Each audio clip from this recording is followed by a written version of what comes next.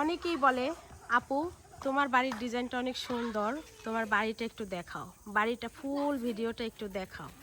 তো আজকে ভাবলাম বাড়ির ভিডিওটা আমি করেই ফেলি।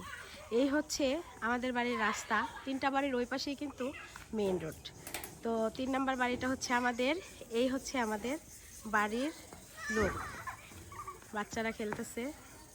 এই হচ্ছে আমাদের বাড়ির লোক, পুরো বাড়ির লোকটা এরকম। তো এখানে আমি হচ্ছে একটা টিনের বাংলা ঘর দিছি।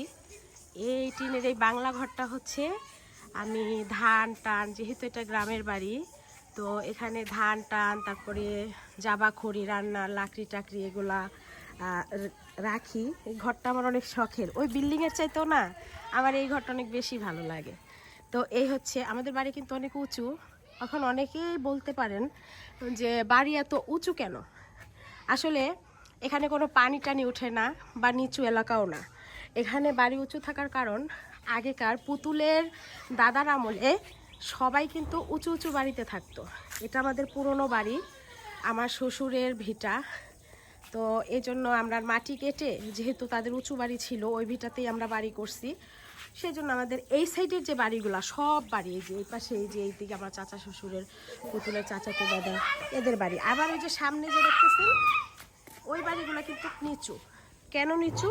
কারণ ওনারা খালি ভিটায়, মানে ক্ষেতের মধ্যে বাড়ি করছে, নতুন বাড়ি। আর আমাদের এটা পুরান ভিটায় আমরা বাড়ি করছি। আমাদের বাড়িটা হচ্ছে, প্রথমে দেখাই, এটা হচ্ছে আমার একটা রান্নাঘর, যদিও এলোমেলো গোছানো হয় নাই। গ্রামের বাড়ি, এর জন্য আমি বাহিরে রান্না করতেই বেশি পছন্দ করি। খোলামেলা, সবার সাথে দেখা হয়, তারপরে হচ্ছে আলো বাতাস। তো এখানে আছে একটা লিচু গাছ, পুতুলের বাবা কিন্তু লিচু গাছ পরিষ্কার করতেছে। লিচু গাছের গোড়ায় এই যে ফুল গাছগুলো পুতুল লাগাইছে। তো বাড়ির সামনেটা তো দেখলেন, এবার আমরা বাড়ির ভিতরে যাব। আমাদের এই বাড়িটা কিন্তু 2018 সালে তৈরি করা হয়েছে। আসেন ভিতরে যাই। প্রথমে ঢুকতেই একটা বারান্দা আছে, সিঁড়ি। গ্রামের বাড়ি, কত ধানের ড্রাম এটা সেটা আমরা সিঁড়িতেই রেখে দিই। এত এত জায়গা, তারপরও যেন জায়গাতে হইতে চায় না। তো এই হচ্ছে একটা বারান্দা, ঢুকতেই এই ফ্যানটা কিন্তু একটা পাখা ভেঙে ফেলছিলাম, পড়ে যাইয়া ভেঙে গেছিল। এখানে আছে জুতার র্যাক। এই হচ্ছে সিঁড়ি। আর এই যে সিঁড়ির নিচে দেখতেছেন, এখানে আমি একটা কলের সিস্টেম করছি, ডাইরেক্ট পানির লাইন। এখানে মোটর চালু দিলে ডাইরেক্ট পানি উঠে, এরকম একটা লাইন করছি, কারণ গ্রামের বাড়ি, আমরা মোটর চালু দিয়ে ডাইরেক্ট পানিটা খেতেই পছন্দ করি। আসেন, ঘরের ভিতরে ঢুকতেই শুরুতে আছে ড্রয়িং রুম। যেহেতু আমাদের এই ঘরটা 2018 সালে করা, তখন কিন্তু পুতুল এবং পুতুলের ভাই রোহান অনেক অনেক ছোট ছিল, একদম ছোট বাচ্চা ছিল। এই জন্য ঘরে টাইলস করি নাই, কারণ আমার আম্মা নিষেধ করছিল, পানি টানি পড়লে টাইলসের মধ্যে দেখা যায় না, বাচ্চারা পয়রা মাথা ফাটতে পারে, যার কারণে টাইলস করা হয়নি। তো যাই হোক, এই হচ্ছে ড্রয়িং রুমটা, ড্রয়িং রুম। তো এই যে ড্রয়িং রুমের সামনেই এটা হচ্ছে প্রথম বেডরুম। এই বেডরুমটায় পুতুলের বাবা আর আমি থাকি। এটা হচ্ছে আমাদের বেডরুম।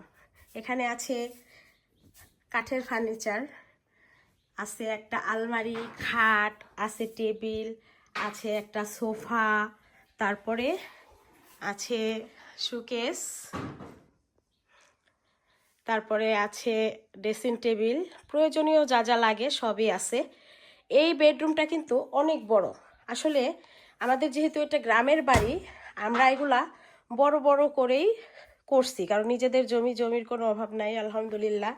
এখানে আছে একটা অ্যাটাচ ওয়াশরুম। তো এটা হচ্ছে পুতুলের বাবা এবং আমার বেডরুম। তারপরে আমরা যাব দ্বিতীয় বেডরুমে। এখানে পুতুল কি করতেছ? পানি খেলাম। তো এখানে এটা হচ্ছে ড্রয়িং রুম।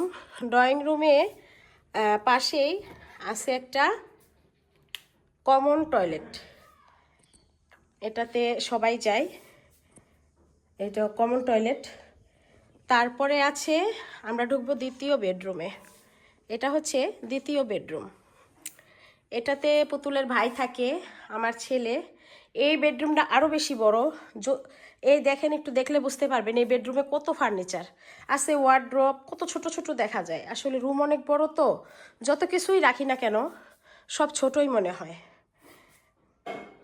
তো এটা হচ্ছে পুতুলের ভাইয়ের বেডরুম। এরপরে এটা হচ্ছে কিচেন রুম। এখানে রান্না করি, যদিও রান্না বেশি করা হয় না, বেশিরভাগ সময় বাহিরেই রান্না করি। তারপরে তৃতীয় বেডরুম, এটা হচ্ছে পুতুলের রুম। পুতুল নিজে থাকে, পড়াশোনা করে ওর মতো করে। ও এই রুমটাকে গুছায় রাখে। তো সব কিছু মিলায় কিন্তু আমাদের বাড়িটা আলহামদুলিল্লাহ অনেক বড়। শুধু টাইলসটাই কমপ্লিট করা হয় নাই, কারণ 2018 সালের বাড়ি এটা। তখন বাচ্চারা ছোট থাকার কারণে আমার একটা মনের খুঁতখুঁতি, আমার মা নিষেধ করছে যদি আবার টাইলস লাগাই তখন যদি আবার বাচ্চারা পড়ে গিয়ে একটা অঘটন ঘটে, এই আর কি। তো এই ছিল আমার বাড়ির ভিডিও। সবাই ভালো থাকবেন, দোয়া করবেন।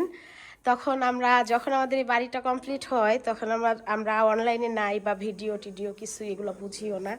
আর এখান থেকে দেখাচ্ছি বাড়ির বাহিরের পরিবেশ।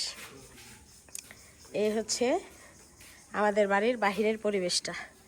সব কিছু মিলাইয়া আমরা এখানে থাকতে শহরের চাইতেও অনেক বেশি স্বাচ্ছন্দ্য বোধ করি, কারণ অনেক শান্তির একটা বাড়ি। কি হয়েছে? ও কান্না করে কেন?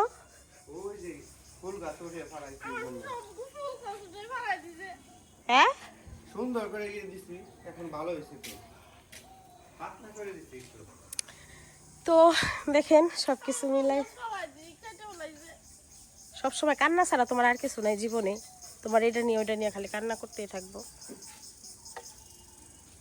এই হচ্ছে আমাদের গ্রাম, এই হচ্ছে আমাদের বাড়ি, সব কিছু মিলাইয়া আলহামদুলিল্লাহ। আপনাদের সবার কেমন লাগলো কমেন্ট করে অবশ্যই অবশ্যই অবশ্যই জানাবেন। আল্লাহ হাফিজ।